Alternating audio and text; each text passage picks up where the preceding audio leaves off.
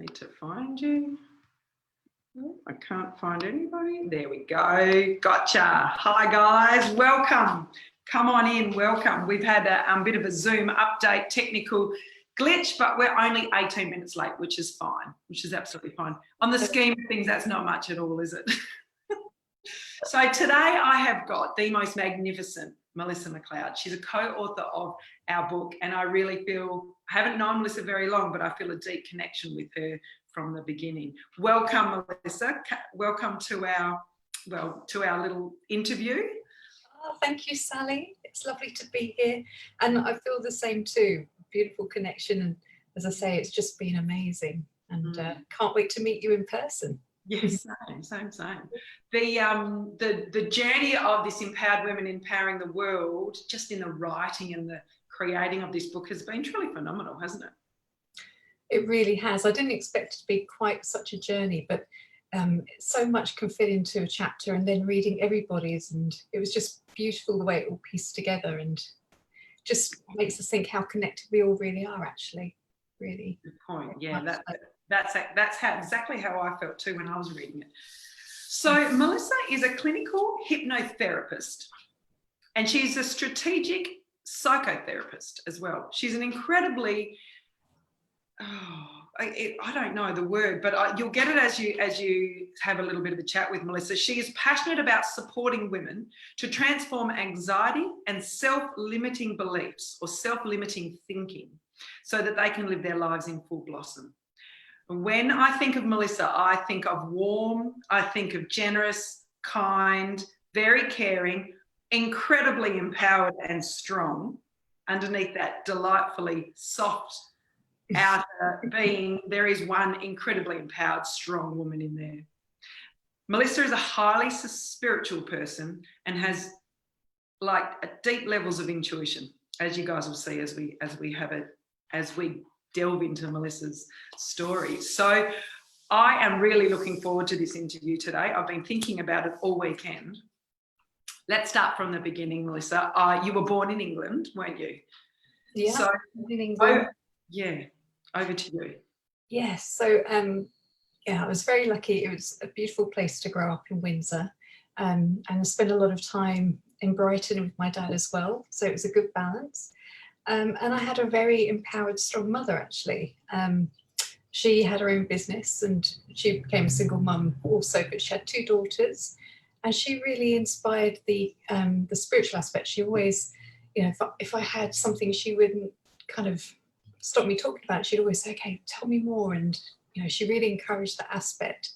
And my dad, he was a really big influence as well, in terms of really about education and making sure that you always had options as a woman. He was very much about, making sure that you always go and do what you wanted to do and to travel. He inspired travel as well. And I've got a very beautiful sister who is raising a gorgeous little boy called Reese. And so, that's kind of the background. And then, so I did some traveling, and I was doing, I was at a bit of a crossroads. I didn't know whether to study art or therapy. And so when I went traveling to America, I discovered art therapy. What a good mix. It was perfect. And that was where my journey as a therapist began. So I was 18 at the time, and began that journey early, and got to do a lot of traveling, and got to meet some amazing people, including some Native Americans that came very close with in North America, which was just beautiful because it made sense with the spiritual aspect back in England. In England, I'd had a connection to Mother Earth and listening to trees and that kind of aspect, but then to be there where it was just what they did, I felt right at home. It was really beautiful time of life. Really common day. And when I was reading your chapter, you actually, when you stayed with the Native American Indian family, you earned yourself the right to have a name, didn't you? And it was Tree Woman. Yes, Windanshaw. Yeah, it was so funny because that was how it all began for me, was with the trees, and then later on painting trees, but yes, some very special friends there. And then you moved on then to be presented with a peace pipe, and you are a pipe carrier. Yes, and it's funny because I haven't really thought about it for a long time, and it's just recently, and even this week, and even today, I was talking to someone about it. But when I was giving the pipe, somebody had mentioned that it's to do with also having responsibility in terms of community, and I often wondered whether that was part of the reason I became, you know, a counsellor and then went on to kind of do that work. I don't know whether that, yeah, had kind of planted the seed a long time ago. Absolutely. So you were always nudged by the universe to live your truth. And being so intuitive yourself, when things weren't right, you changed them, or you allowed the universe to move you to your true path, which is what you do with women now, isn't it? Particularly women now, isn't it? That is what you, like when you're talking about helping women to live their lives in full bloom. Let's go through then, when I was reading, when you got married, with your marriage, and you had your beautiful boy. Mm-hmm. Let's go there, because that is there's lots of women out there that can share that story. Yeah, so I moved over to Australia about 16 years ago, backpacking with my ex-husband, and we settled here and stayed, and we got a house and a cat. If you put the two together, you get a hat. And so we did that, but then our lives changed. We had beautiful Cameron, and then when he was 10 months old, paths, you know, just things happened, and it changed. And you know, it was interesting. It was very frightening. But at the same time, my mum used to always say that it's a bit like having a surprise party. You don't really know what's going on, but it will be revealed to you. And I remember thinking, you know, I was a bit scared, obviously, and everything about having a 10-year-old on my own with no family. But at the same time, I don't know, I kind of felt relieved, and I didn't know what was going to happen, but I could trust that it would be okay. Yeah, so I moved from where we were living. We had a beautiful tree house, and actually that's another little story, and I don't think it's it might be in the book. But I used to picture for years, ever since about 14, going home to this lovely tree house on stilts. And you drive the car underneath. And anyway, that was the home that, you know, my ex-husband and I had, and it was so beautiful. But it was interesting because, you know, home is on the inside, and that's one thing I really learned, that I actually was happier when it was just Cameron and I in a little unit. You know, the house was sold, but I could hoover, you know, really, you know, just hoover around really quickly. And it was about the quality of the time with Cameron rather than everything else. And yeah, it was really interesting. But at that point as well, I realised I couldn't work, you know, 40 hours a week for NGOs doing counselling and family therapy anymore. So I decided to retrain. And that's when I added with the hypnotherapy and the psychotherapy and the NLP. And I was very fortunate to find the right place. With IAP, which is the Institute of Applied Psychology. And yeah, they were amazing. And it gave me the confidence to really give me my wings to fly and set up practice. Amazing. So, because you've got here, you had an idea of what life, you know, when Cameron was only a little baby, and then when you did leave, like when you guys parted ways, you sold the house, you moved into your small little unit, and you're a single mum, miles away from family, on your own. It felt like that would have been a really isolating and maybe to begin with quite a disempowering, you know, state of being to be in. And you said, and I wrote it down here, one of the key things was I had to let go of the idea of how I thought life should look like and accept what it actually was and pick the good in it. So I think that there is to be true to yourself and not always thinking about the way things should be, because that's a terrible state of mind to be in, isn't it? You're setting yourself up for failure if you're thinking like that constantly, isn't it? Absolutely. And, you know, we're human beings and sometimes we default back to that, but it's trying to catch ourselves and bring us back to that thing about just seeing what can unfold. And maybe it's not exactly how we wish it could be or think it could be, but maybe there's some other gifts along the way. It's funny, because drawing came out later, the illustrations and things, but one, I've got a card here, I might as well show it now, it's probably good. This one's called Willow Goddess. I'll bring it up to the thing. I don't know if you can see that. Oh, she's beautiful. Thank you. And part of the symbolism of her is about having flexible thinking, because if you're more flexible, you're not going to break, because it's okay, it's not the way it is, but what do we do now, and how can we make the best of what is, not, you know, what may be, or, you know, and that's been really helpful. And as I say, sometimes I need reminding now because we're human, but I find it with clients as well, if they can let go of an idea of what they think they should be or how their life should, you know, then it's just a much more empowered path. Yeah. To just trust the process a little bit more. And see, one of the things was you had huge guilt for a long time. And guilt is something that parents wear, mothers particularly, well, not all parents really, but I know from a mum's perspective, guilt is something that I am aware of often in the back of my mind. Guilty for not, or feeling guilty for not doing the things or supplying the childhood or the upbringing that you, the ideal of it that you had in your mind. And you've written in here, and I thought that this was a really interesting one, because every single mother has all felt guilt at some time. Guilt for not providing the perfect start for your son that you had always envisioned, I assume. Absolutely. I think lots of women have that, especially with all the different roles and what they're juggling, whether they're, you know, if they're staying at home or, you know, if they're working, if they're doing both. It's just, you know, we tend to have a thing about always want to do better, and doing the very best that we can. But yeah, it's kind of trying to let go of the expectation again of thinking how, you know, that sense of wanting everything to be perfect. And actually Cameron recently turned 9, and you know, he's quite insightful. He's a I bet he is. I bet he is. And he says, you know, it's okay, Mum. You know, we have so much in our own lives, and we've got so much love, and he recognises the value in the life that we have. It's not necessarily all the things that we have, it's more about the life and the connection that we have. And I kind of thought, did something right there. You know, Yeah.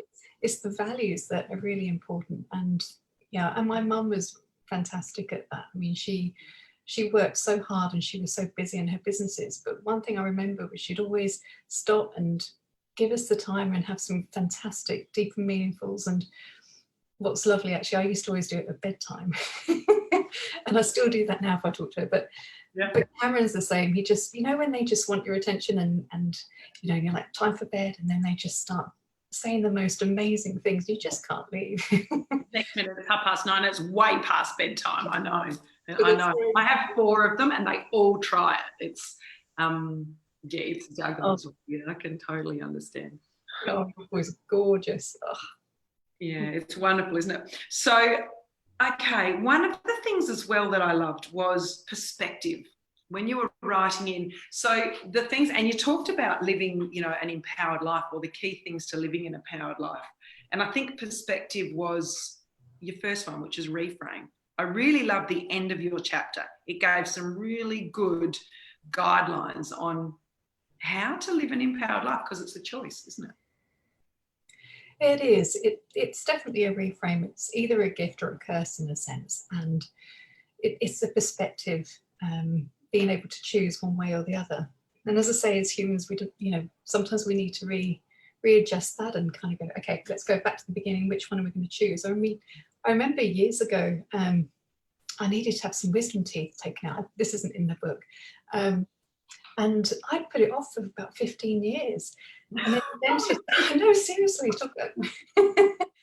the dentist said, oh, you know, I can take 2 out of the chair now. And I said, no, all 4 of them, you know, I'll go into hospital and I'll put Stephen. And he went, sorry, it says here you're a hypnotherapist. And I went, oh, really?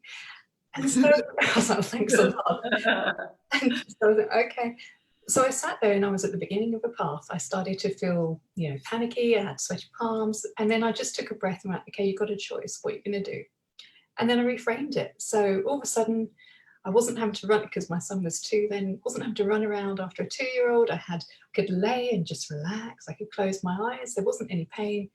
And I really enjoyed it. And then we came out and he was like, "Are you crazy?" I said, "Oh, it was wonderful. When's the next one?"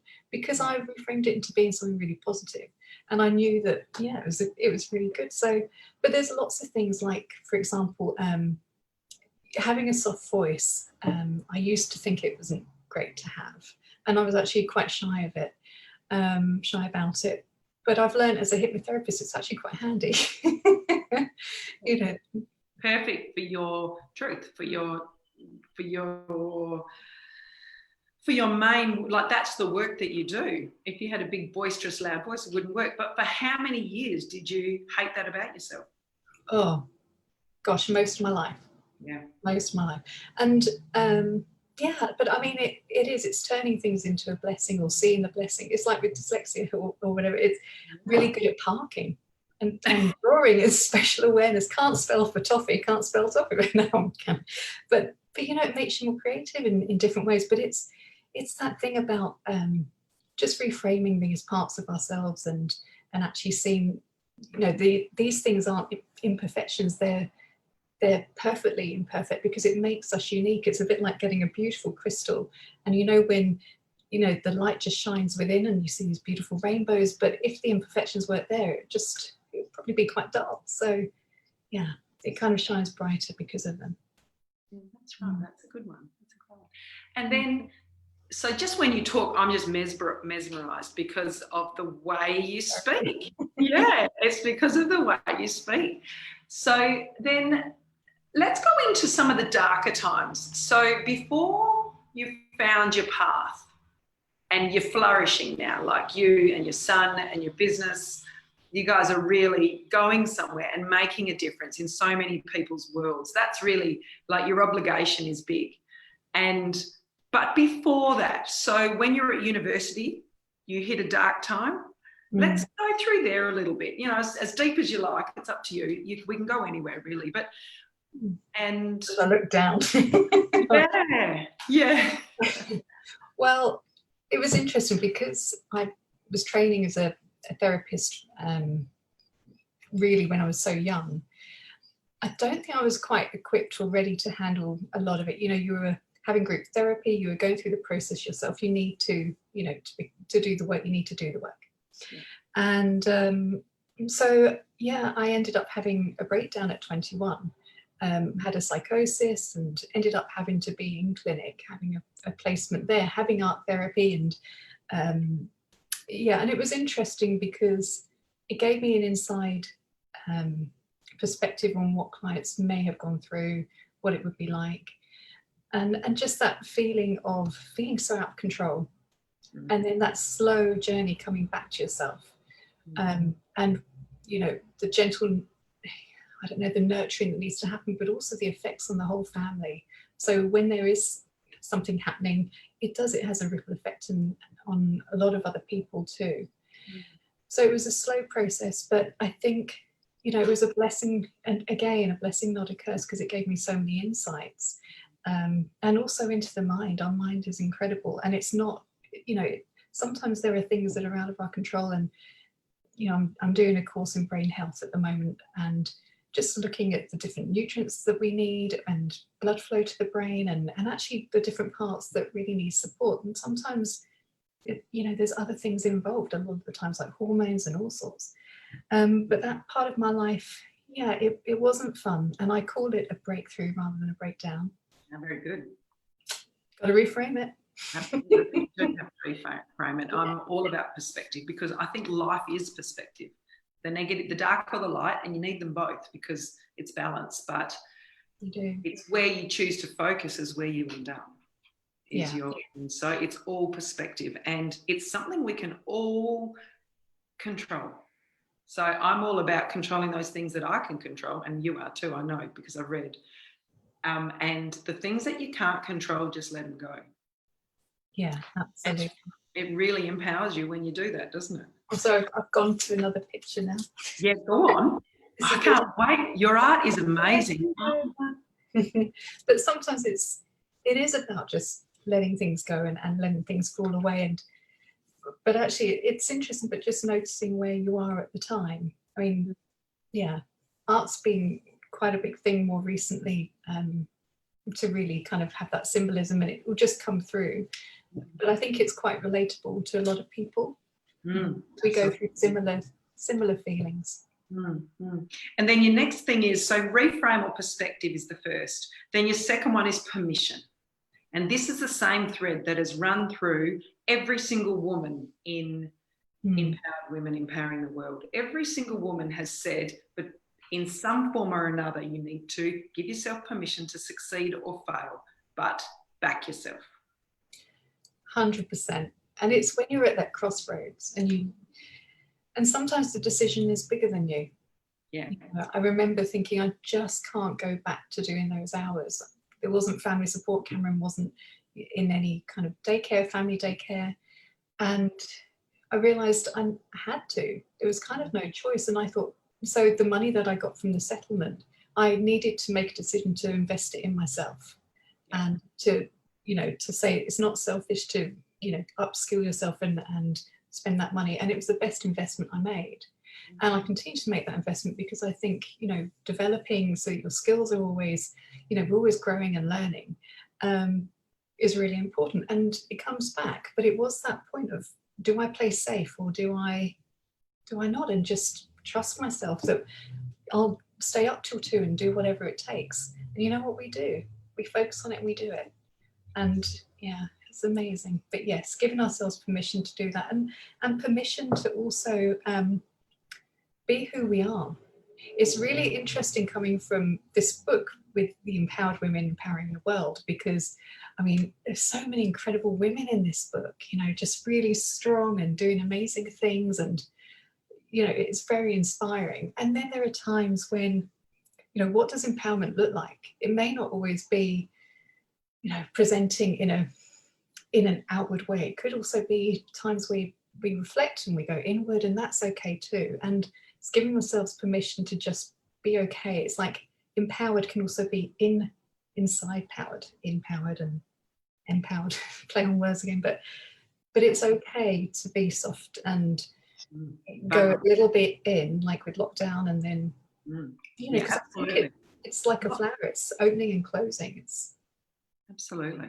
And lockdown did do that, didn't it? Do you know, I was actually just at an appointment, a beauty therapy appointment before our meeting, and I was having that exact same discussion with her about lockdown, and some of the friends of hers really almost went a little bit crazy. And I said, I loved the way it was a time where you could really go in, because you were in lockdown and you had to deal with any of the rubbish that needed dealing with, socially and emotionally within your family, first thing, because you couldn't get away from them.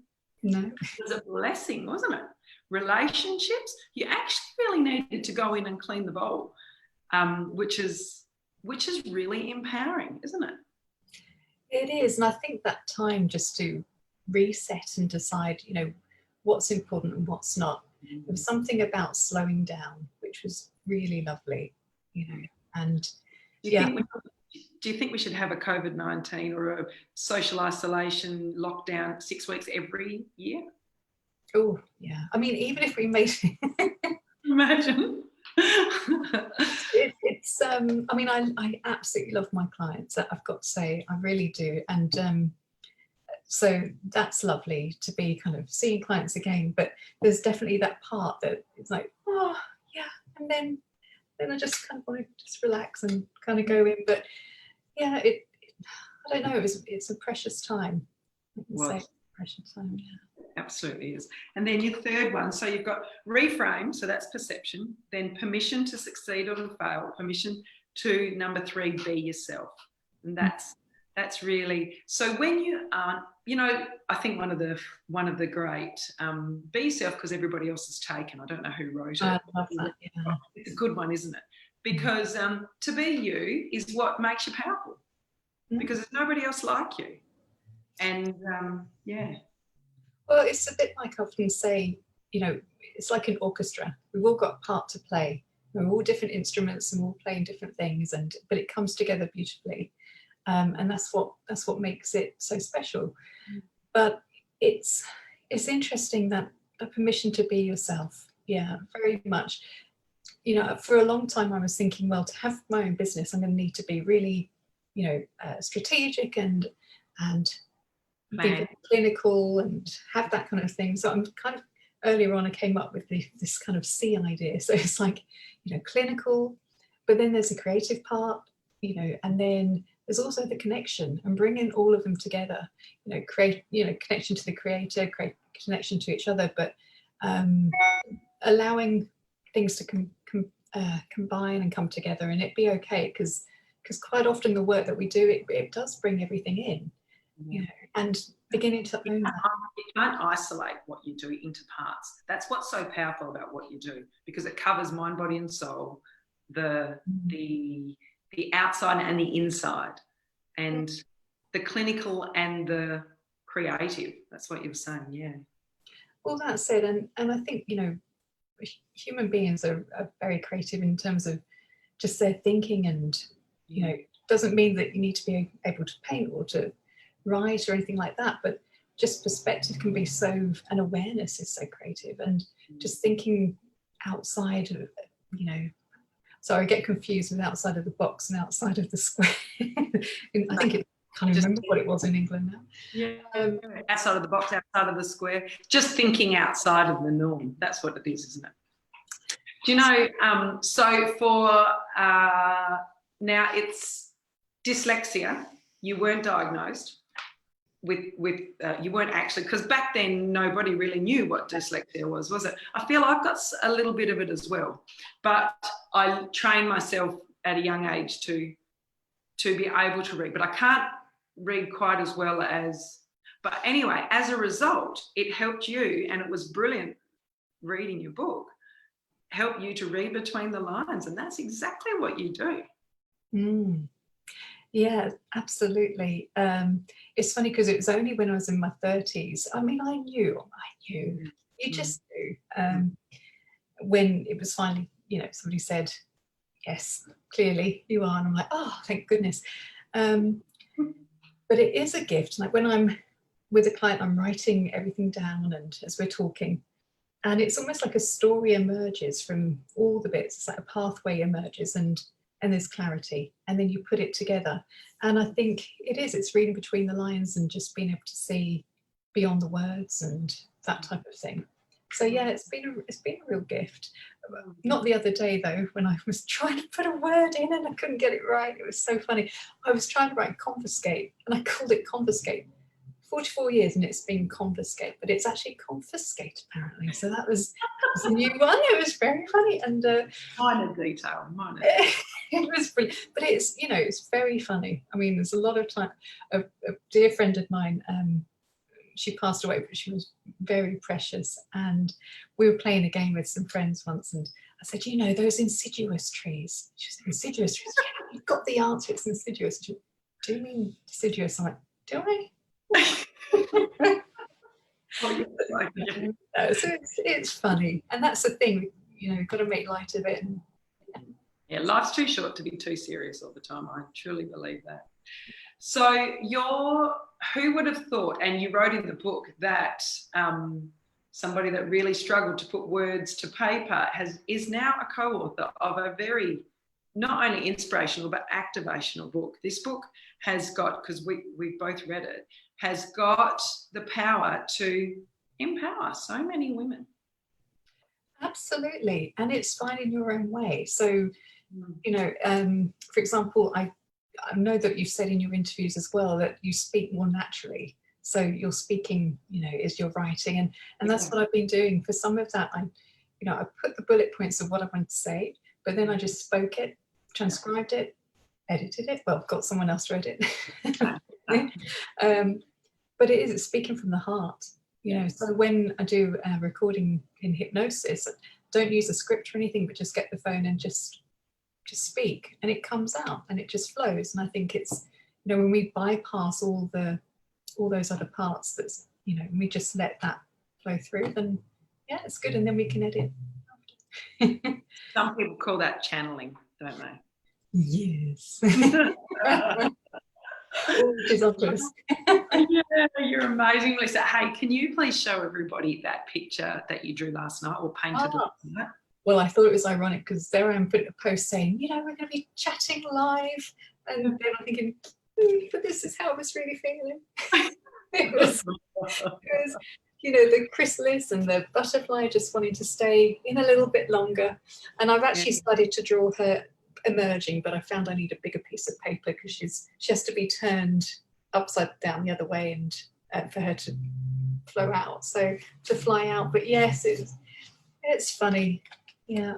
No, hopping up on an interview live onto Facebook where anybody can see it anywhere around the world is quite, it's pretty scary to start with. But but you made it so lovely. Thank you. Oh.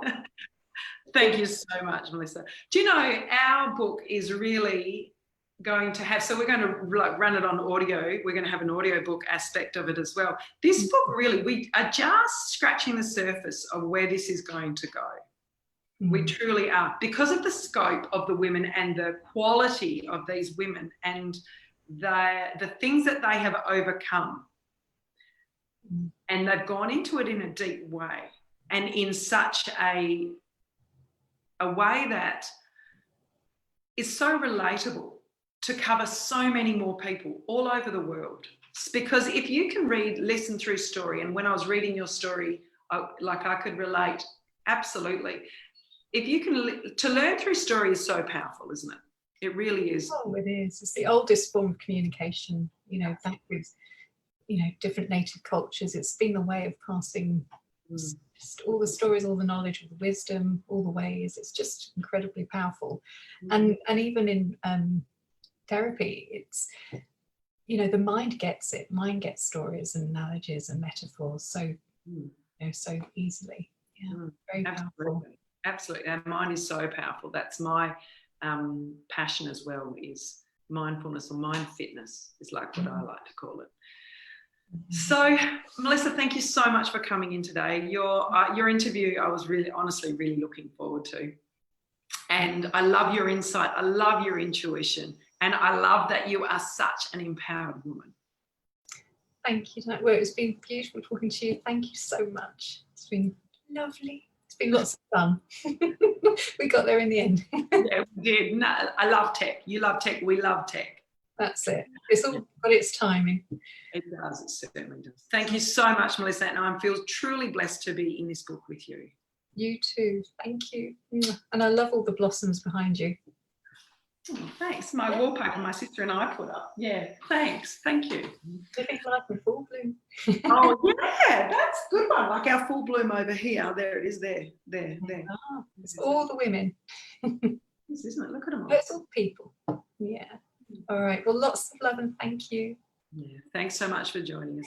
See ya. Bye.